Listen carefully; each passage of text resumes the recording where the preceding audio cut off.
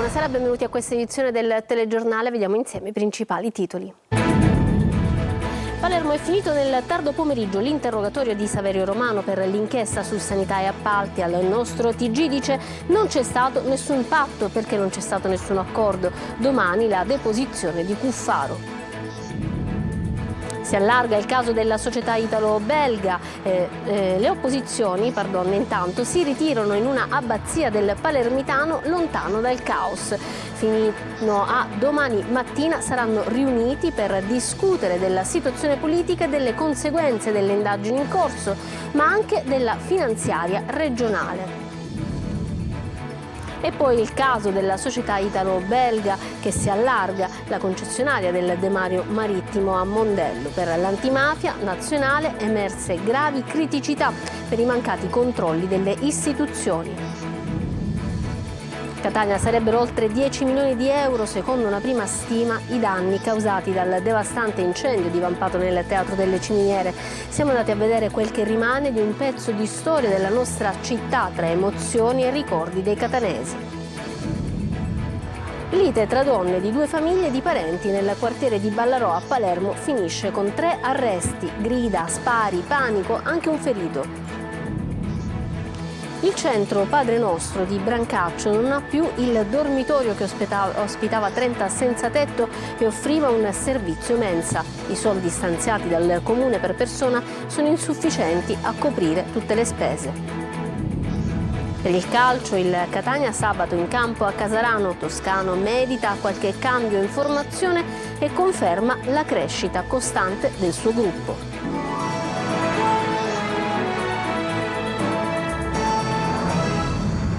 Bentrovati. È finito nel tardo pomeriggio l'interrogatorio di Saverio Romano nell'inchiesta degli appalti truccati nella sanità. Romano nega ogni coinvolgimento. Sentiamo Marco Gulla.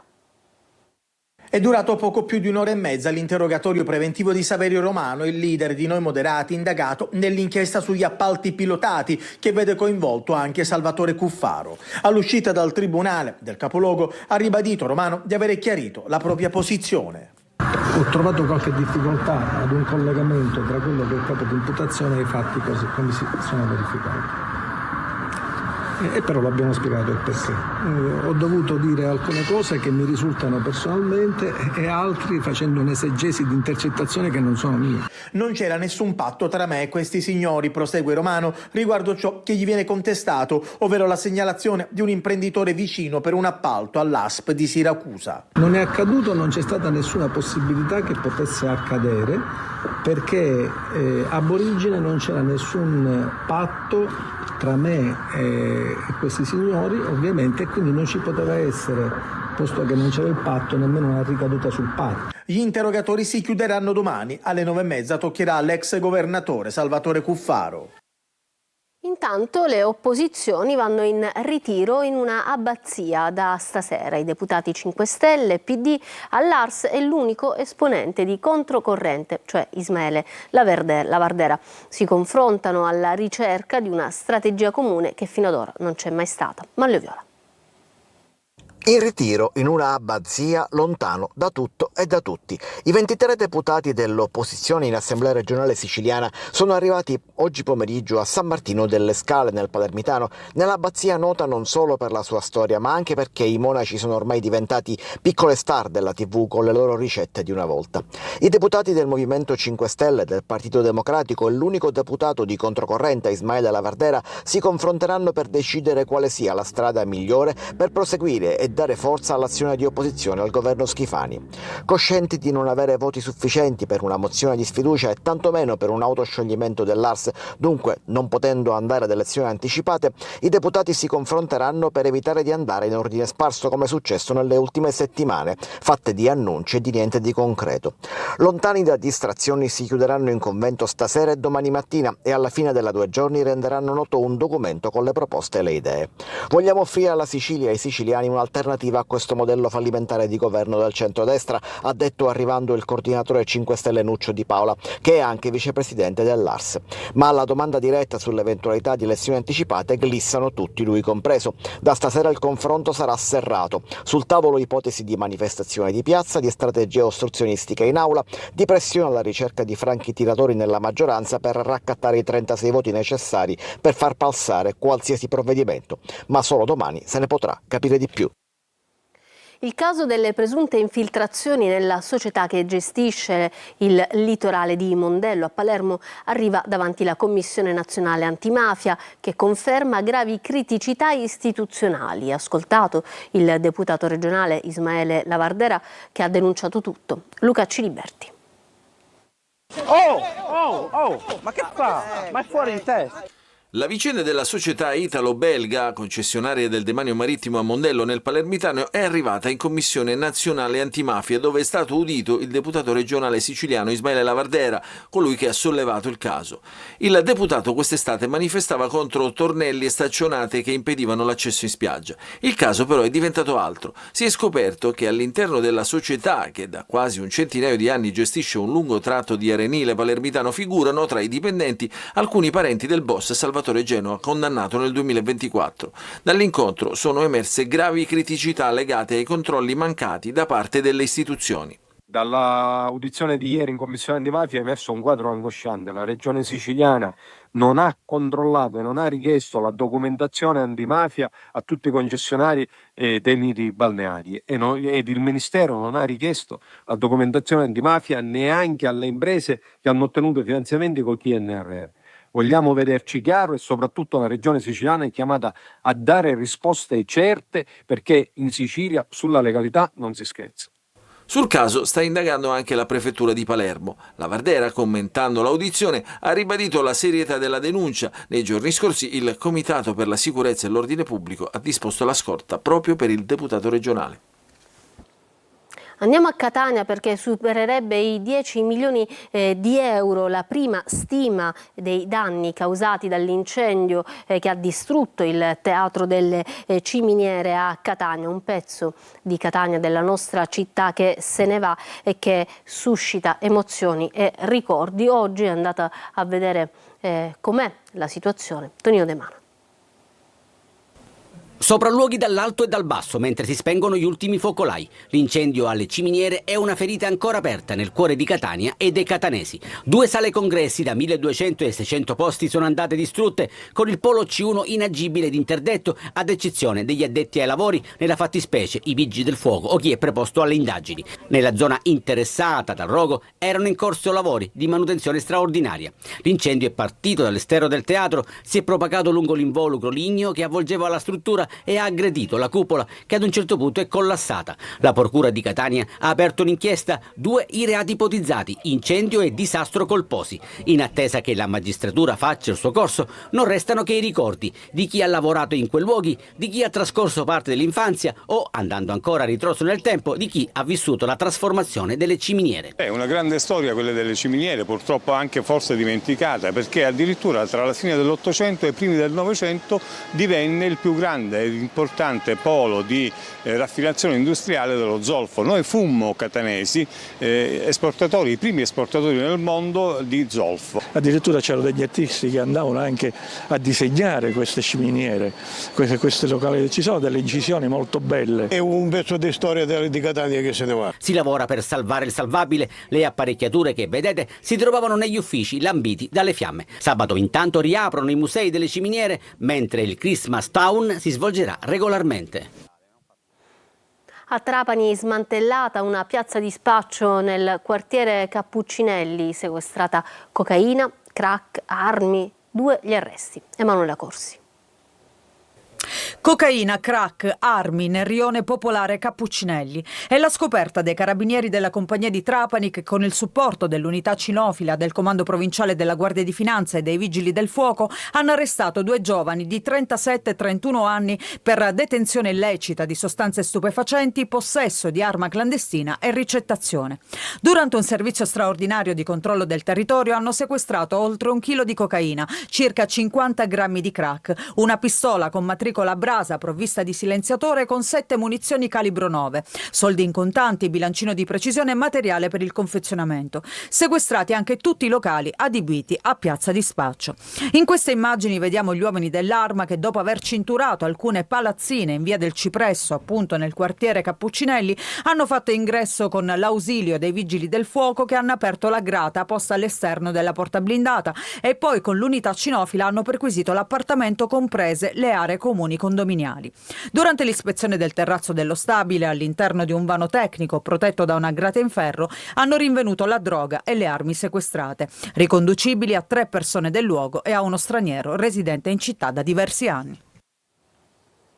Rivendevano la droga sequestrata. Maxi condanna per 2 poliziotti. Il Tribunale di Siracusa ha condannato a 27 anni di reclusione Rosario Salemi e a 26 anni Giuseppe Iacono, entrambi agenti della squadra mobile di Siracusa. Sono accusati di associazione a delinquere finalizzata al traffico di droga, detenzione, cessione di sostanze stupefacenti, corruzione, peculato e falso in atto pubblico. Determinanti le dichiarazioni di alcuni collaboratori di giustizia. I difensori hanno preannunciato appello.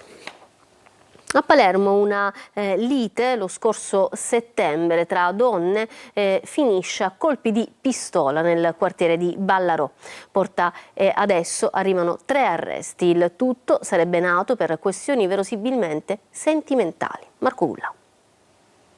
Una lite tra donne di 2 famiglie di parenti avvenuta lo scorso settembre a Palermo tra via Porta Sant'Agata e via Angelo Musco nel quartiere Ballarò ha portato agli arresti in carcere e domiciliari di 3 persone. In manette sono finiti Pietro Madonia, 54 anni, e Antonino Serio, di 38, nonché gli arresti domiciliari con braccialetto elettronico per Nunzio Madonia, 22 anni. Gli indagati sono accusati di pubblica intimidazione con uso di armi, porto d'armi o oggetti atti ad offendere, porto e detenzione illegale di armi da fuoco e lesioni personali. I fatti risalgono al 4 settembre scorso. La vittima, un 44enne imparentato con il 54enne e il 22enne, era finito al civico con delle ferite d'arma da fuoco a un fianco e a un braccio. Poco prima, come segnalato anche da alcuni testimoni al 112, c'era stata una sparatoria tra via Porta Sant'Agata e via Angelo Musco, dove un soggetto a bordo di uno scooter aveva esploso almeno 5 colpi contro un altro uomo. Si trattava dell'ultimo atto di una furibonda lite scaturita tra alcune donne appartenenti ai 2 nuclei familiari interessati, legata a rancori e vecchie questioni verosimilmente di natura sentimentale. Tra testimonianze e video delle telecamere di sorveglianza della zona, i carabinieri hanno ricostruito l'intera vicenda fino ad arrivare agli arresti odierni. Nel Ragusano scoperti lavoratori in nero e gravi violazioni alla sicurezza. 7 persone sono state denunciate, tra imprenditori e committenti, 118.000 euro le sanzioni amministrative totali. Sentiamo Veronica Barbarino. 7 aziende della provincia di Ragusa sono finite nel mirino dei carabinieri del nucleo ispettorato del lavoro. L'operazione, che ha interessato cantieri edili, aziende agricole e locali della ristorazione, ha portato alla luce una realtà preoccupante: 8 lavoratori in nero su 35 e gravi violazioni delle norme di sicurezza. E ancora mancata formazione del personale, assenza di visite mediche obbligatorie e dispositivi di protezione, fino alla totale mancanza del piano operativo di sicurezza e del documento di valutazione dei rischi. Irregolarità che in 5 casi su 7 hanno portato alla sospensione immediata delle attività per evitare ulteriori rischi ai lavoratori. La linea dura adottata dai militari ha portato quindi a 7 persone denunciate tra imprenditori e committenti e 118.000 euro di sanzioni amministrative totali. I controlli dell'Arma per il contrasto del lavoro nero e le violazioni in materia di sicurezza non si fermeranno. I carabinieri infatti annunciano nuove verifiche su tutto il territorio provinciale per tutelare chi lavora onestamente e promuovere una cultura della sicurezza nei luoghi di lavoro. Caro affitti e sfratti forzati a Messina, presidio dell'Unione Inquilini insieme a studenti e Sunia contro l'emergenza abitativa in città che si incrocia con la mancanza di alloggi per universitari fuori sede. Sentiamo Francesco Triolo. Un'emergenza dettata dai numeri evidenti che testimoniano come il problema casa sia in aumento. Caro affitti, sfratti forzati rappresentano ormai condizioni strutturali A sottolinearlo l'Unione Inquilini insieme ad Universitari e Sunia. A Messina si registra un aumento del 13,77% degli sfratti, con 190 provvedimenti e 73 esecuzioni forzate nell'ultimo anno, e nel 90% dei casi il motivo è la morosità. A Messina il dramma si tocca con mano. Messina è una città con salari bassi, con redditi bassi e con una disoccupazione, un tasso di disoccupazione molto alta, e il 90% degli sfratti sono per morosità. C'è anche chi non vuole affittare. Sì, non vuole affittare per una questione di garanzie, perché ritengono che sia le famiglie numerose sia le famiglie con portatori di handicap poi diventino un problema se eventualmente dovessero provvedere allo sfratto. Tutto questo in una città che dall'ultimo censimento di Arismea avrebbe circa 20.000 alloggi sfitti e che sta lottando per il ricollocamento di 1.600 famiglie che ancora vivono in baracca e che devono trovare una sistemazione per procedere con il risanamento, e in una città universitaria dove i posti letto per gli studenti sono appena 300 a fronte di 10.000 fuori sede che vanno ad alimentare il mercato degli affitti. Ecco il perché del presidio sotto quella che dovrà essere una nuova casa dello studente, l'ex Hotel Riviera. A Palermo adesso, dove è stato sospeso il dormitorio del centro Padre Nostro creato dal beato Pino Puglisi nel quartiere di Brancaccio. Nessun accordo sulla convenzione con il comune. I fondi stanziati sono insufficienti a coprire le spese. Emanuela Corsi. Da agosto il centro Padre Nostro di Brancaccio non ha più il dormitorio che ospitava 30 senza tetto e offriva un servizio mensa. Il motivo è che i soldi stanziati dal comune di Palermo per persona sono insufficienti a coprire tutte le spese, dichiara il presidente del centro Maurizio Artale. Abbiamo avuto delle promesse negli anni che avrebbero adeguato le tariffe che pagavano per gestire il dormitorio, ma purtroppo da 15 euro gli abbiamo dimostrato come non si poteva gestire questo servizio. Abbiamo fatto i conti anche con loro che meno di 25 euro questo servizio non si può offrire, e loro alla fine hanno aumentato da 15 euro a portarlo a 18 euro, e quindi noi siamo stati costretti a non rinnovare più la convenzione. Il centro Padre Nostro fu fondato 34 anni fa dal beato Pino Puglisi, parroco del quartiere Brancaccio, ucciso dalla mafia nel 1993. Il dormitorio è una delle strutture e dei servizi offerti per coloro che vivono una situazione di precarietà abitativa. La finalità principale era quella di migliorare la qualità della vita a partire da interventi relativi all'igiene personale e ambientale, al soddisfacimento dei bisogni primari e alla conoscenza delle strutture pubbliche che erogano prestazioni socio-assistenziali e mediche. 15 euro, poi portati a 18, sono insufficienti per sostenere tutte le spese, dai pasti alla pulizia. Quello che ci hanno detto è: ma gli altri come fanno? Io non so come fanno gli altri, so come non possiamo fare noi. Però sarebbe interessante e importante che qualcuno ci venisse a spiegare come fanno gli altri, perché magari noi non lo sappiamo fare. Sono migliaia ogni anno gli studenti e i laureati che lasciano il Sud, una grande fuga che ha anche un costo enorme per il Meridione, come ci racconta Lorena Dolci. Ogni anno 134.000 studenti e 36.000 laureati abbandonano il Sud per andare al centro-nord. Lo dice il Focus Censis Conf Cooperative, una grande fuga che al mezzogiorno costa oltre 4 miliardi. Nel 2022 23.000 laureati al Sud hanno scelto le regioni del centro-nord per inserirsi nel mondo del lavoro. Nel 2024 altri 13.000 sono andati all'estero. I conti sono presto fatti. Se ogni laureato rappresenta un investimento di 112.000 euro dall'asilo nido alle elementari fino alla pergamena, il totale fa una perdita di 4,1 miliardi di euro. Soldi investiti dal Sud per formare una classe dirigente che poi li restituisce altrove. Roma, Milano e Torino sono le città universitarie più ambite dagli studenti che se ne vanno dal Sud, con un'altra conseguenza, che dalle casse degli atenei meridionali sono evaporati 157 milioni di euro, mentre quelle del centro-nord registrano 277 milioni di incassi. Una perdita sociale, economica, demografica e culturale, una fuga silenziosa che svuota interi territori, che adesso però segna un'inversione di tendenza. Sabato a San Giovanni Gemini, provincia di Agrigento, nasce il Diritto di Restare, movimento che riunisce 44 associazioni per dare finalmente voce ai giovani decisi a tornare nella propria terra. E adesso una notizia curiosa che arriva dal Siracusano, dove c'è la guerra del pizzolo, pensate, diffida del comune di Sortino agli alimentari che vendono il pizzolo spacciandolo per quello originale. È un prodotto tipico del comune del Siracusano realizzato secondo ricette e condimenti esclusivi. Francesco Loi.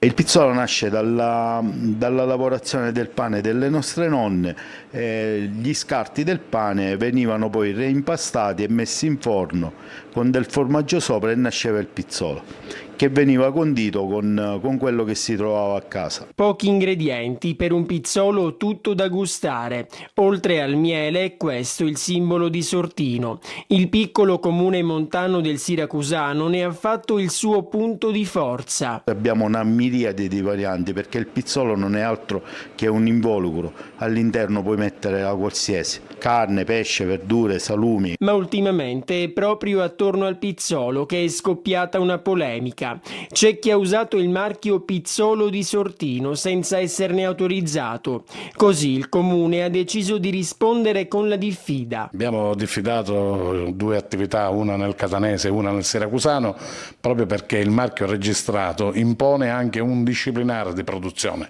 Noi vogliamo che il nostro pizzolo sia conosciuto, venga fatto anche da altri pizzaioli, ma che venga fatto con i criteri però che abbiamo già stabilito col disciplinare di produzione. Nessuna voglia di creare conflitti o battaglie campanilistiche, ma come dice il sindaco l'obiettivo è uno: dare delle indicazioni corrette, esatte su come si prepara il pizzolo di Sortino. Può essere salato o dolce, qualsiasi sia il ripieno, al pizzolo non è facile resistere, anzi è impossibile.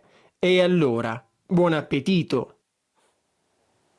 L'importante è che segua la ricetta originale. Ci fermiamo per una pausa, tra poco lo sport.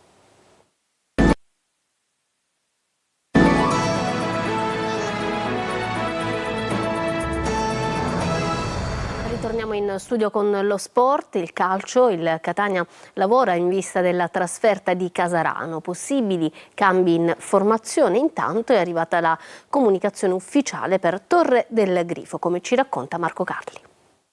Solo buone notizie che arrivano dal campionato per il Catania. Il primato, la frenata della Salernitana, l'avvicendamento sulla panchina del Benevento con l'esonero di Auteri. L'importante è non farsi distrarre e proseguire il cammino. Intanto arrivano positive notizie anche per quanto riguarda l'extracampo. Via PEC la curatela ha comunicato al Catania l'aggiudicazione definitiva di Torre del Grifo per la cifra di 5,5 milioni.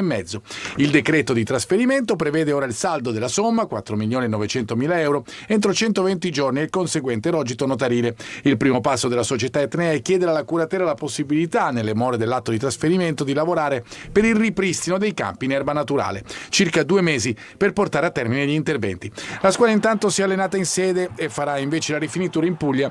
Difesa inalterata a Casarano, qualche dubbio resta per gli altri reparti, anche in riferimento ai diffidati. Dunque soprattutto ballottaggio e centrocampo con Di Tacchi e Quaini, con 4 ammonizioni, alla quinta saranno squalificati. Ma anche davanti non è detto che Toscano lasci tutto inalterato. Da Ausilio, dopo la bella prestazione con l'Altamura, ma anche Forte e Rolfini vogliono giocarsi il posto dal primo minuto. Di certo Toscano tiene tutti sulla corda. Troppo importante provare a dare continuità. Il Casarano è in serie negativa, ma sono proprio queste partite che possono segnare ulteriormente la dimensione del Catania dopo la conquista della vetta. E adesso sentiamo il tecnico del Catania Toscano sul momento che sta vivendo la sua squadra. Se oggi occupi quella posizione perché hai lavorato per arrivare in quella posizione. Arrivarci, non dico che è facile, però ci puoi arrivare. Il rimanerci è la cosa che è più importante. Quindi noi dobbiamo continuare a lavorare come stiamo facendo per dare continuità alla nostra crescita, perché vedo la squadra che cresce settimana dopo settimana, giorno dopo giorno, sotto tutti i punti di vista. Breve pausa, a tra poco.